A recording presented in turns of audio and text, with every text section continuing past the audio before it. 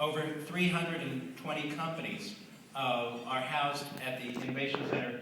And since it started, 700 companies have come through there, and they've gotten over $1.1 billion of venture capital. So,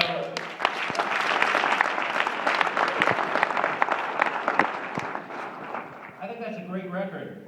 And what I'm most excited about is what Tim's been doing lately. There's always like, what have you done for me lately? What he's done for me lately is designed an office for me 3 times. First on the 10th floor, then on the 9th floor, then on the 3rd floor. So I may be going down in height, but the designs are going up in their capability. The new design is called Cambridge Co-working Center, and it's working so well that I've actually been making my angel investments by walking out of my office to the 50 or 60 people that are in that room. And I've made 2 investments in the last couple months. And in fact, last February, Governor Patrick and President of MIT, Dr. Susan Hockfield, cut the ribbon on 57,000 square feet of new space, of which this place that I'm in is now open. It's fantastic. And so now this idea of local, everything is local. Well, to Tim, actually, local goes even beyond that. Local means Kendall Square, not Harvard Square, not Porter Square, Kendall Square.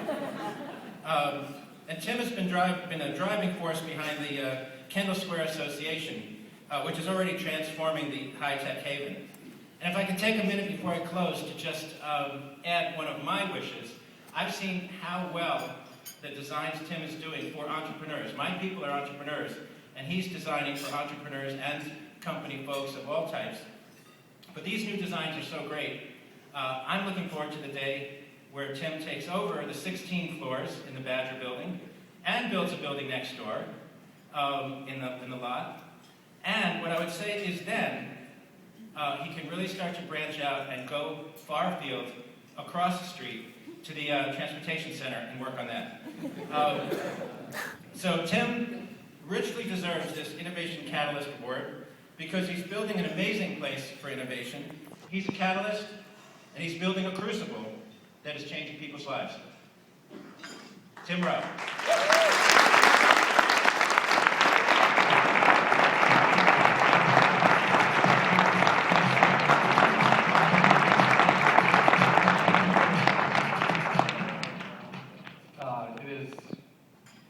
It's a great honor to win this award, and I have to say it is trebly so to have it delivered by Bill. So thank you very much, Bill. Just a little shout out to the area. I've been doing some math recently. We hear a lot about competition between this region and other regions. I won't name any other regions, but I asked the Boston Consulting Group, which by the way is not biased in any way, to compare us to other regions around the world. And they looked at the university clusters around the world. They found one in Cambridge. There was 2 schools called Harvard and MIT near each other. And the next sort of biggest cluster in terms of R&D work that's happening around the world was 2 schools called Stanford and Berkeley that were not actually that close to each other, but it was the next closest cluster. And they looked at how much R&D was being done. And they found that 3 times more money, about $4 billion a year, is spent in the Harvard and MIT cluster than in the next closest cluster in the world. So we're a cluster which is, in terms of the inputs to technology, just unbelievable, off the charts. That's why when you walk out here, you see airplanes flying around in the lobby. That's really what we're about. It's really an amazingly unique place. And it doesn't stop, by the way, at places like Harvard and MIT. I see Jack here from UMass, which is really doing terrific work. We have, I think, over 60 colleges and universities in this area just doing amazing work. Unfortunately, they can't all be in Kendall Square. But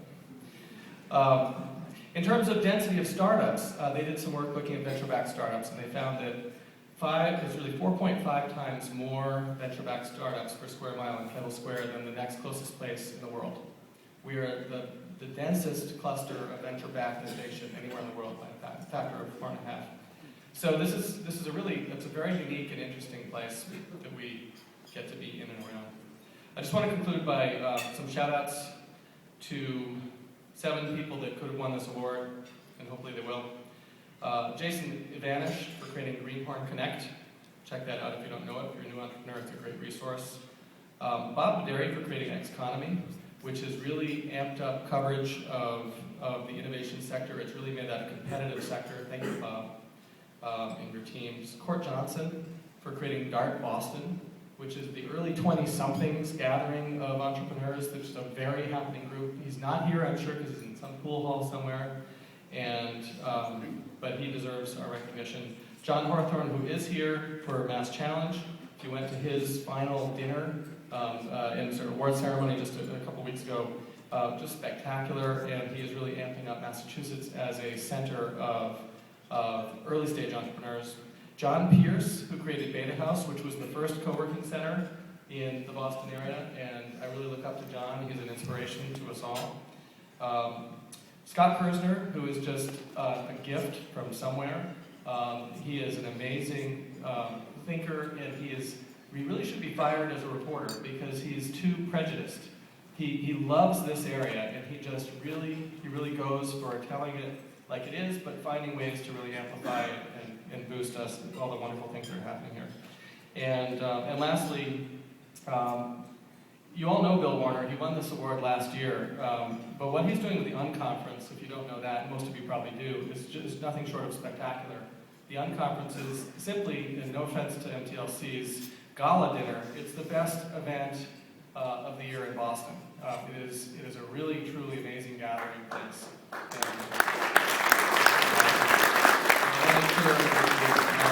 Thank you very much.